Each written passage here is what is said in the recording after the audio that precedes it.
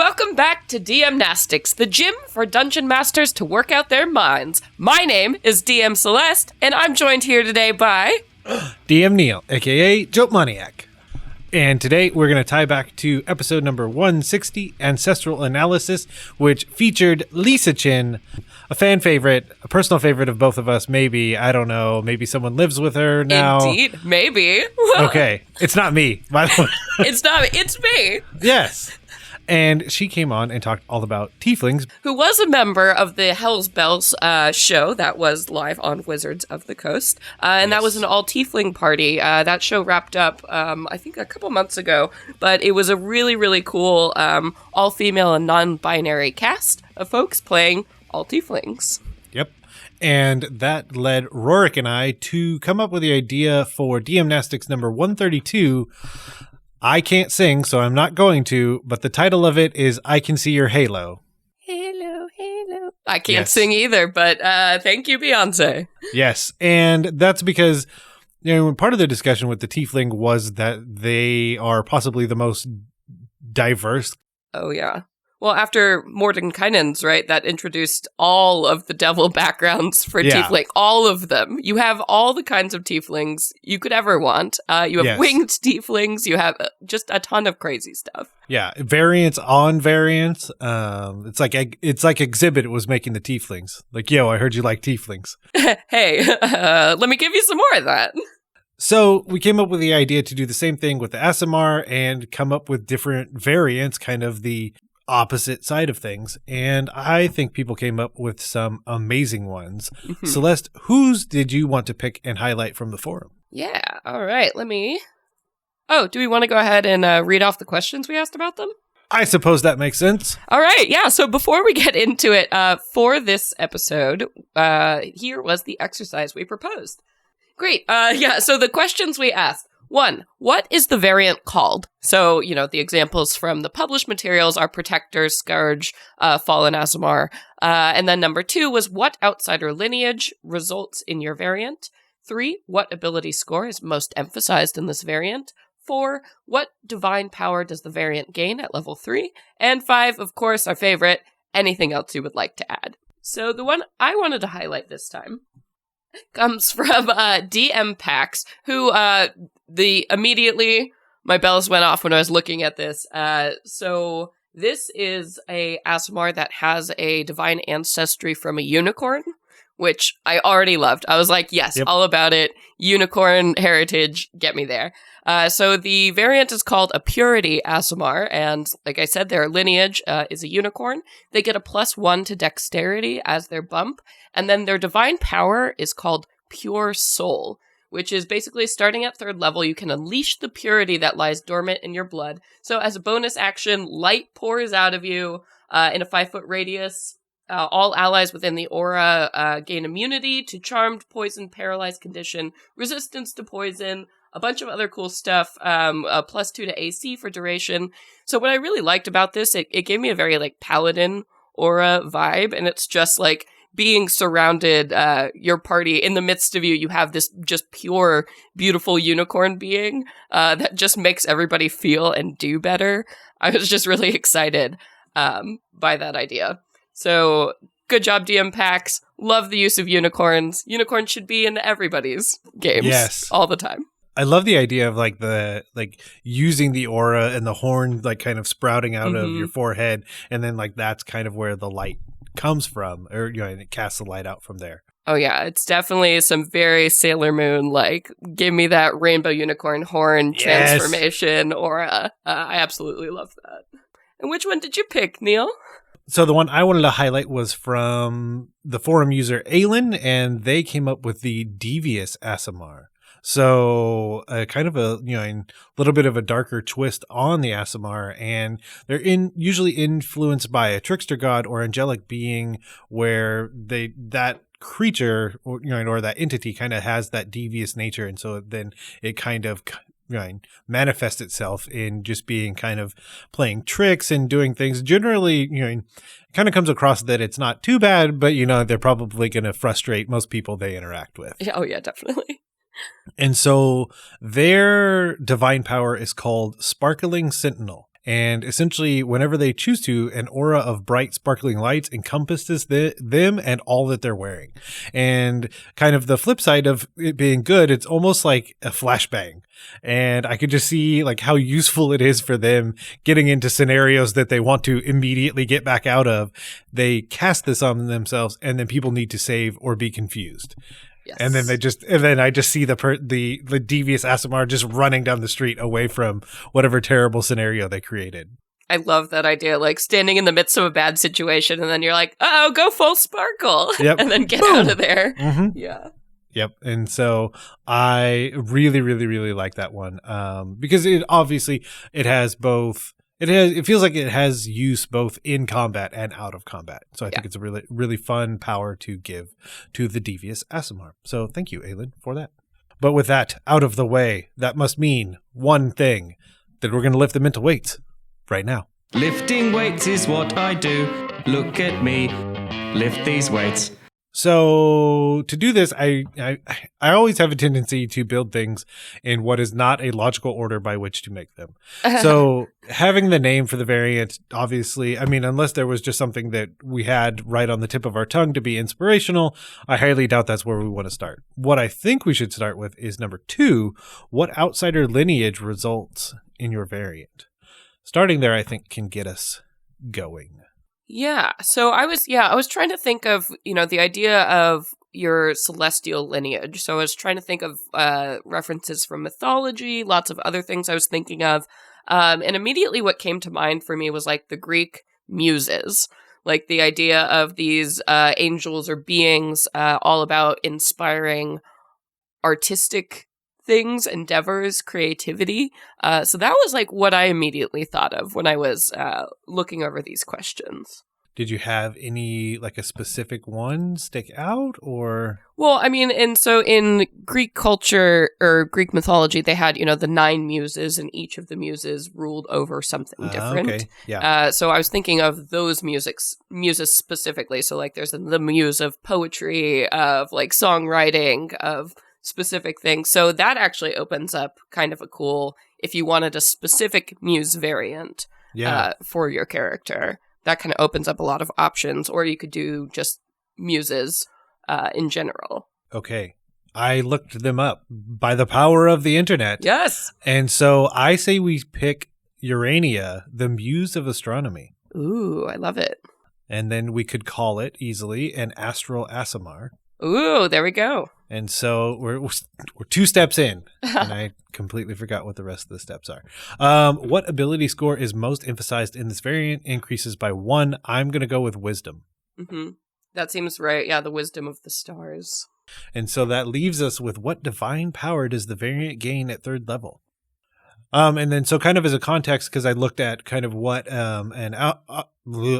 an Aasimar would get at 3rd level. And so I put usually an action that provides some extra damage and utility for 1 minute, usable once per long rest. So that's kind of like just a general base for what those powers usually look like. I know, because initially when I was thinking about this, I was like, it'd be cool if we could design some kind of ability that incorporated something like bardic inspiration, because that feels very much like a muse to me. Like, if you're using the power of starlight or embracing that creative power, you can somehow grant boons to the people around you. So that was my initial thought. But if you're working with like a duration for a minute, maybe there's some kind of boost to healing that might happen. Because also, I guess when I think of astronomy, I think of like navigating by the stars. So maybe it does something, it creates some kind of constellation effect that makes it easier for people to find their targets or to hit their targets. So maybe there's some boost to attack, like when this happens. I like that. It could be that, giving advantage at range. So that it's as if they are within 5 feet, because there is like, and that could also appear as constellations between you and it's like a ranged help action, because you're essentially like creating a constellation that kind of fills that 5 foot space next to him. So the constellation guides that attack towards your enemy. Done. Now it just makes me think of Orion. Like it kind of looks, and summoning the constellation, it looks like, or I mean, so many real world versions and of course fantasy versions. Orion, you have the bears, the Big and Little Dipper, Ursa Major and Minor. Yeah, I was thinking it, and then I kept saying Ursine in my head, and I was like, that's not it. Close enough. It was close, but not enough.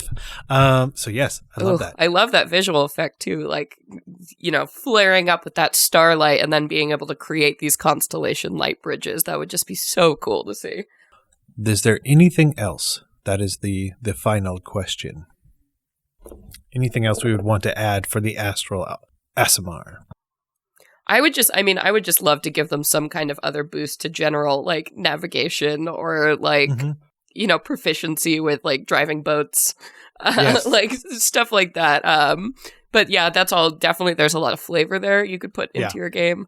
That would just be really cool to see. Yeah, an astronomer Aasimar. Done. What an exceptional NPC to find too. You go to an observatory and it's this like celestial being that runs this cosmic thing. That would be so cool to encounter. Yeah. Well, there you go. So that means we will do another one because I came up with an idea. I have no idea what to call it, but I did come up with an idea. So at least we have that. Let's do it. The lineage I was thinking because I really like these creatures, or beings, we'll say, is that they have the blood of a hound archon. Ooh. And creepy. So it could be that, I don't know how much you would want to dip into like looking more like a hound archon, but they are, like bipedal dog-like creatures. And the thing that I would want to give is probably strength for the attribute, and the power that I would want to give is basically the power that a hound archon has, and kind of give them some form of beast shape. And so then at third level, they could basically turn into a large dog if they wanted. Yeah. My other thought for that too would be potentially giving them some kind of AoE like bark effect, like that might frighten or intimidate other people around them. Yeah. Or both. Howl at the moon. Or both, because they're super neat. Yep, they'll work together and howl at the moon with the astronomy or Astral Aasimar. Yes. Let's just do a party of all Aasimars. I'm loving this idea. Done. There we go. Yes. So now the question though is, what in the world will we call this Aasimar? Ooh, canine. Nope. Canis. Ooh, I like that one. Done. Canis. Yeah. Yep. There you go. All right. Do we got more in the tank? Do we got one more? We got one more. Okay. Okay. What do we got? Quaddle. Ooh, I love it. Quaddles or Kirins are also Quaddles. Let's do it. Yeah, okay. All right. So celestial lineage if we're working with a Quaddle. So already we have that cool, rainbow snake with wings motif. So, I'm automatically thinking for the power that it's some kind of, color spray-esque or hypnotic pattern effect with these shining rainbow scales that the Quaddle always seems to possess. Yes. The Quaddles themselves, so they're known for being guardians of, like, ancient secrets. The other thing would be probably intelligence is what I'd go with the Quaddle, because they were revered for their powerful minds. So I would go intelligence. What else? So what were you thinking for the divine power at third level? Oh, so that's what I was thinking for the hypnotic pattern that they could cast on somebody just because of that rainbow glint that they possess. Like they could summon rainbow mists around them or some. The Quaddles are so mysterious and beautiful. Yeah. Well, I like the idea of, and very visual, all of these have been very bright, very visual. And we're into the visuals here. Yeah. On The idea, the hypnotic pattern, like kind of forming as if it looks like wings off of the person. Now, what in the world will we call it? Mm-hmm. Yep. Correct. Good. Done. No idea. Well, let's see. They're like guardians. They're lore keepers. Let's see. A rainbow. This rainbow. Serpentine? Yeah. Serpentine Aasimar. Done. Done. We did it. Serpentine, and wait, what was the other one? Serpentine, a Canis, or a Astral. Yes. There we go. We've created 3. Done. We've done it. All right, on. we're like halfway there to making them as popular as tieflings on it. Yes. That's it. We're only halfway there. Only halfway. Well, But I say we've done it once again. We've lifted the mental weights. And if you wanted to get a hold of us and let us know about the different variants of Aasimar that you've made in your game, you can always email us at dmnastics@gmail.com. And of course, you can find us on Twitter at DM-Nastics, where you can find both of our handles. And for everything else on the network, you can go to blockpartypodcastnetwork.com. but let's head to the post-workout cooldown and stretch with the light bulb.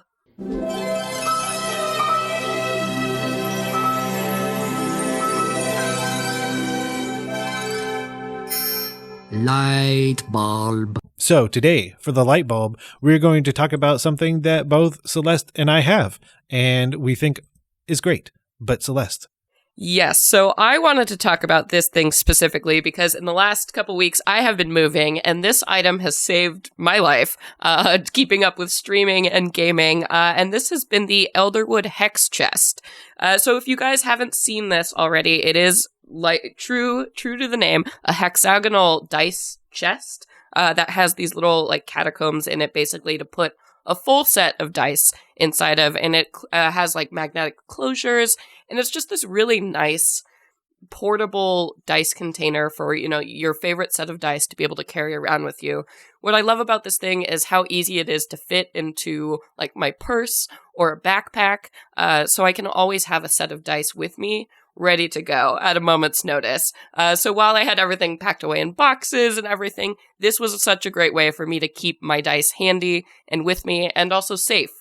Since I do have a metal set of dice I like to use, since each of the dice is in its own individual pocket, you know, they're not running into each other, they're not denting each other. It's just a really phenomenal product.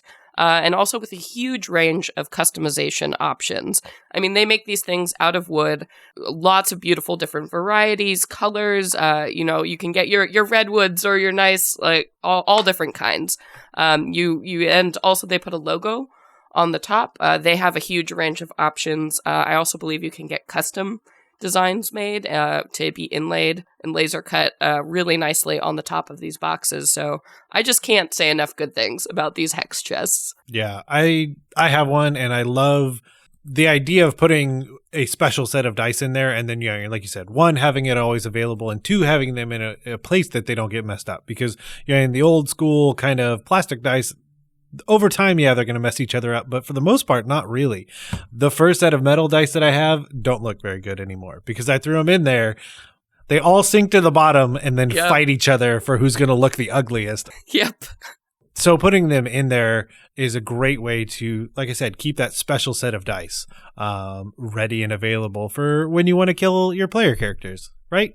Yeah, and they really do. I mean, they look like a luxury item. They are just incredible. Lots of little details go into these things. They make phenomenal gifts for, I don't know, if you have a dungeon master that you need to appreciate, definitely consider getting them one of these sets. So yeah, you can find that and a bunch of their other amazing products over at elderwoodacademy.com. So seriously, do yourself a favor. Go and check out these hex chests. They're beautiful and so useful. Yep. But with that, we're going to turn out the lights and head out of the gym. Before we go, I want to implore you, the listeners, to join the forums and take part in these challenges and exercises as well as the other conversations being had. To do that, head over to dungeonmasterblock.freeforums.net and try some DM-Nastics, so your players don't ask, do you even lift? Can I trust you'll add your own cardio? Yeah, no, don't put me down for cardio. What are you doing? Horizontal running.